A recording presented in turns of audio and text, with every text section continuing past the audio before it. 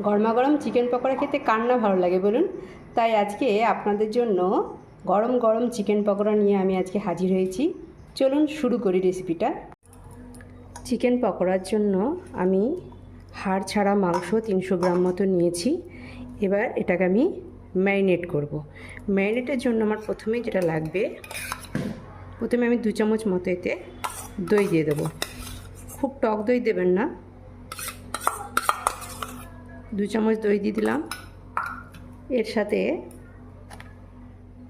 আমি 1 চামচ, ছোটো চামচে দিচ্ছি 2 চামচ মতো আদা দিলাম। বড় চামচ হলে 1 চামচ আদা আর রসুনের পেস্ট। এর সাথে আমি কাঁচা লঙ্কা পিষে রেখেছি, তাই আমি আলাদা করে আর কাঁচা লঙ্কা দিচ্ছি না। এর সাথে 1 চামচ বড় পেঁয়াজ বাটা দিয়ে দিলাম।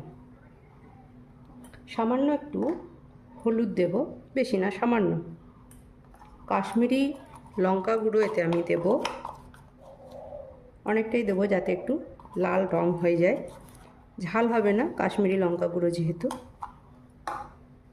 একটু জিরে দিচ্ছি, ছোটো চামচের 1 চামচ জিরে, ধনে, জিরে গুঁড়ো, ধনে গুঁড়ো 1 চামচ করে দিলাম।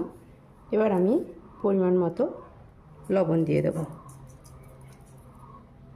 এর সাথেই আমি গোলমরিচকে একটু গুঁড়ো করে এর সাথে দিয়ে দিলাম। সব জিনিসগুলো এবার আমি সুন্দর করে ম্যারিনেট করে নেব।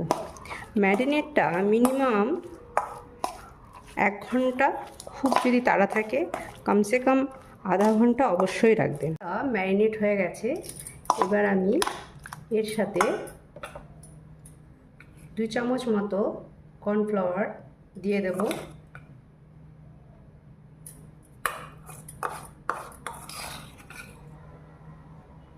তিন চামচ দিচ্ছি, এটা একটু লাগবে মনে হচ্ছে। 3 চামচ আমি ভর্তি করে কর্নফ্লাওয়ার দিলাম। এবং এরই সাথে আমি 2 চামচ চাল গুঁড়ো দিচ্ছি। আর বিশেষ কিছু দেওয়ার দরকার নেই। সব জিনিসগুলো আমি এবার ভালো করে আরেকবার মাখিয়ে নিচ্ছি। আমি তেলটা গ্যাসে চাপিয়ে দিয়েছি, বেশ গরম হয়ে গেছে।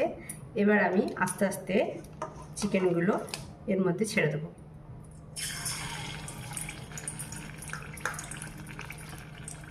ফ্লেমটা মিডিয়াম রাখবেন।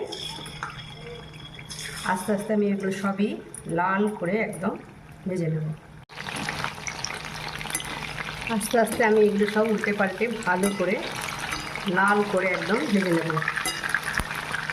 দেখুন বন্ধুরা, আমার রেডি গরমা গরম পকোড়া। দারুণ টেস্টি লাগে খেতে, অবশ্যই একবার ট্রাই করবেন। আর আমার এই চ্যানেলটা ভালো লাগলে অবশ্যই সাবস্ক্রাইব করবেন, একটা লাইক এবং শেয়ার করে দেবেন। ধন্যবাদ।